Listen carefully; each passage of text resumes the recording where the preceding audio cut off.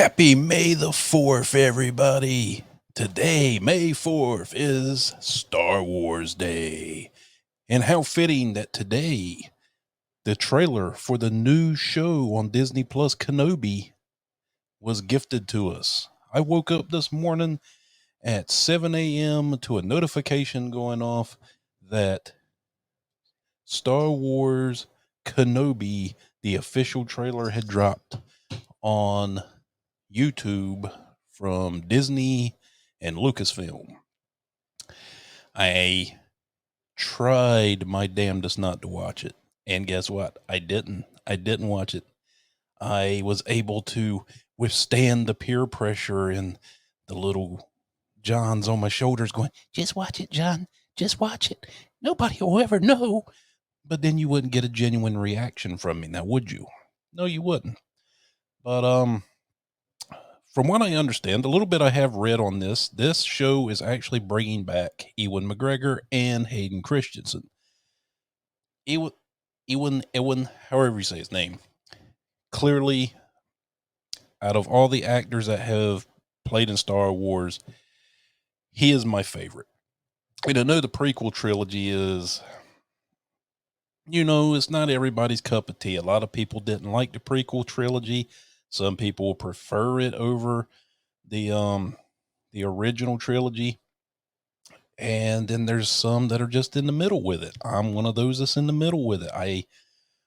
I did think that a lot of the arguments were valid when they came out, because I did think they were way too computer animation heavy. Like, they were just there was a magic to the originals where everything was contained to certain sets, right? And even though you knew the world was vast, there was still something about them just being in a more enclosed set area that made it more personal, and you felt like you could connect with those characters more. That was just my feeling. And then when we got the prequels, it just felt so vast and bigger, and it needed to be. It really did, to tell. I mean, I agree. If you're telling a story like this, I mean, it's got to be on a grandiose scale. It's like Star Trek. You can't just confine it to the starship all the time. Um, there, I give a little bit of love to you Trekkies out there. 'Cause I know Trekkies and Star Wars geeks are always at war, always. But yeah, it's a mixed bag thing, and a lot of people hated Hayden Christensen and the way he portrayed Anakin, and I agree, but I also have to look at, he was just going off of the script. He was just doing what he was told and the way to act the character, to be a whiny little brat. So if we hated him, I guess, as being a whiny little brat, I guess he was doing a good job as pulled it off, because most people hate whiny little brats. But Ewan McGregor killed it as Obi-Wan Kenobi, clearly. I mean, if you had a standout performance, I say Liam Neeson would have knocked it out of the park too, and I never did understand why they killed him off so quick. I mean, you had him there for a cup of tea and then just took him out. I could have understood maybe the second movie, but I'm not the one paid the big bucks to make those decisions. But I think I would have kept Qui-Gon around for at least the middle act. But anyway, getting off my point. Ewan McGregor, to me, is what made that prequel trilogy, clearly. Um, he took the character that Alec Guinness created, and I might catch some flack for this. He made it better. And I get people are going to be like, well, Alec Guinness was only around for episode 4. And then after that, we only got him sporadically as a Force ghost. That's true. But he did leave a lasting impression. And I'll never say that Alec Guinness was, this hack actor. Far from it. He is Obi-Wan Kenobi. All I'm saying is Ewan McGregor took it, and I'm probably saying Ewan, but he took it and he expounded on it, made it his own, and to me, fuck, he killed it. Sorry for the F-bomb, YouTube. But today they released that trailer, and I was very surprised with that. I should have seen it coming. I really should have, because it is May the 4th. It is Star Wars Day, because in May the 4th of the year of our Lord 1977, George Lucas blessed upon us a film that changed the way movies would be made forever, and that movie was Star Wars: A New Hope. And being at Star Wars Day, I should have seen that the Kenobi trailer would have dropped. But I can't wait. Obi-Wan Kenobi is my favorite character in Star Wars. I think I may have already said that. If I did, forgive me. But anyway, I'm going to keep. I'm going to quit yapping because I do that enough when I podcast on the weekends. And so let's get the trailer pulled up. So let's get the trailer.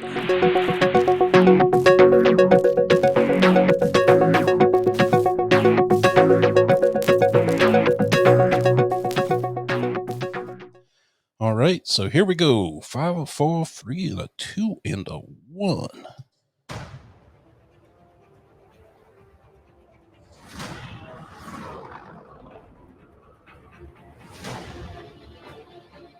They're coming. Coruscant? Stay hidden. Wait. No fucking way. They got the Inquisitor. Oh, they got the Grand Inquisitor. And Luke. Leave us alone. When the time comes, he must be trained. Like you trained his father? I'd always wondered about that. The tension between Owen, Beru, and Obi-Wan. Maybe you've been looking in the wrong places. I want every lowlife and bounty hunter to squeeze him.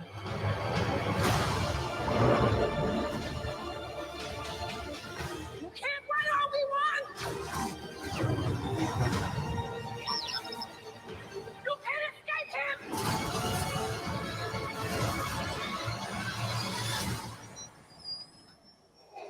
Fucking Vader, baby.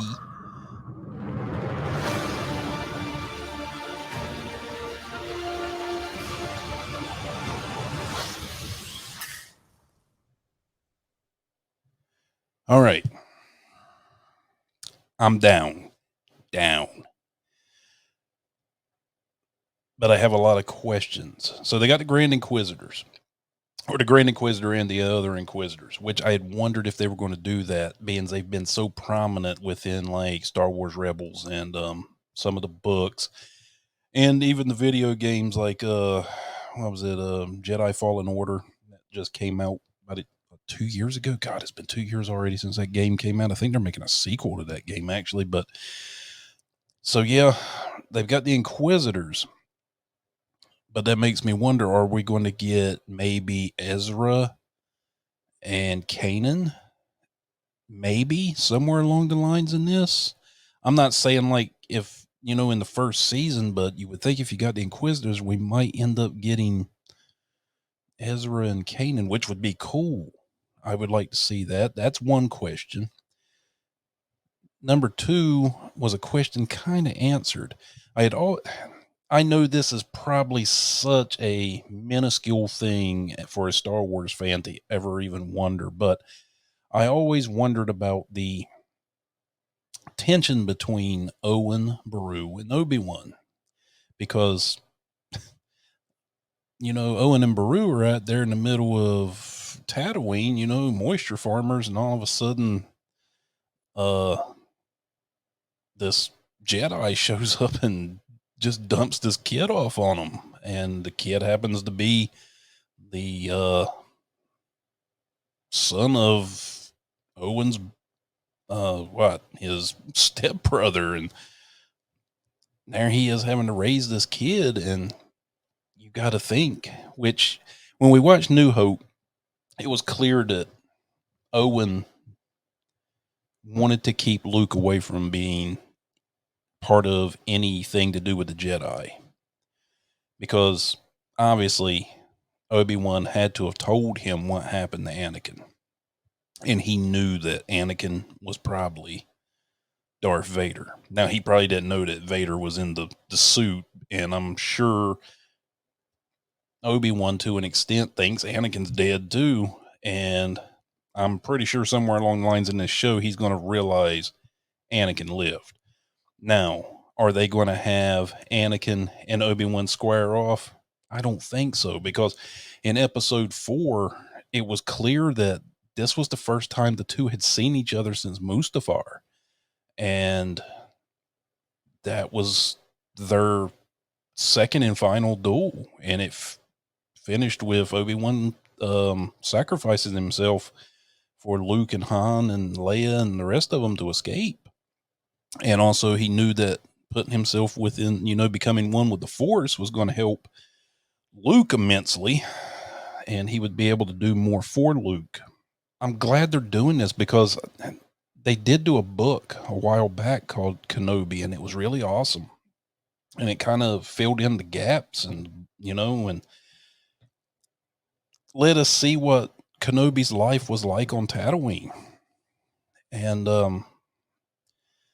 I don't know if they're using this show, if they're using that book as source material for the show.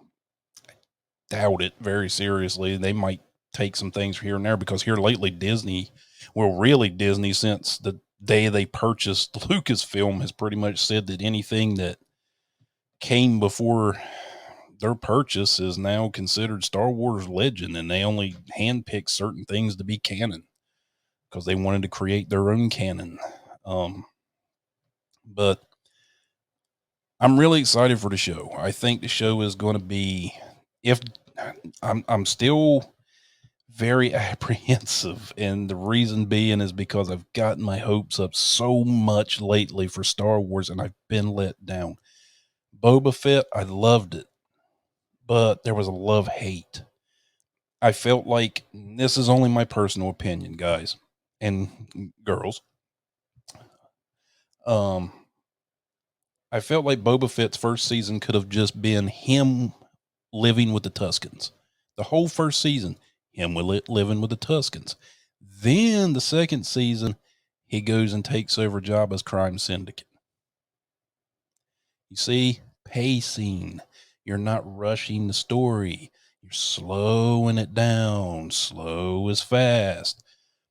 Because when he was with the Tuskens, I was very much engrossed in that story. I was like, wow, this is awesome. We're getting to see a side of Star Wars that we never really got to see. And that was, the Tusken Raiders, which I have always considered a favorite of mine. And I just felt that first season could have been totally that for Boba Fett. And that's where I'm like, okay, well, with this Obi-Wan, are they going to do the same thing? Are they going to rush it? Are they going to try to fit too much into the box at one time? Or are they going to just let it naturally flow and just let it tell a great story? Guys, I hope you enjoyed watching this trailer with me.